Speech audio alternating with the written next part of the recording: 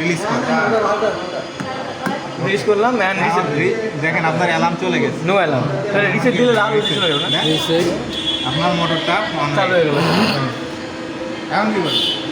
Sir এখন আমি home পজিশনে নিয়ে যাবো হোম পজিশনে আছে, এখানে চেঞ্জ করে আবার আমি একটু মুভমেন্ট করবো ওটাকে হোম পজিশনে নিয়ে যাও, মেইন কথা হচ্ছে কেমনে করবেন একটু মুভমেন্ট করে পজিশনে আপনি পজিশনটা দেখতে পাবেন মেশিন। আর এটা তো ওই যে আমার ইমার্জেন্সি ওয়ানে আছে এই যে POS এটা হচ্ছে আপনার কোন জায়গায় আছে? প্রতি ভরসা যাবো আর কারো থাকবো না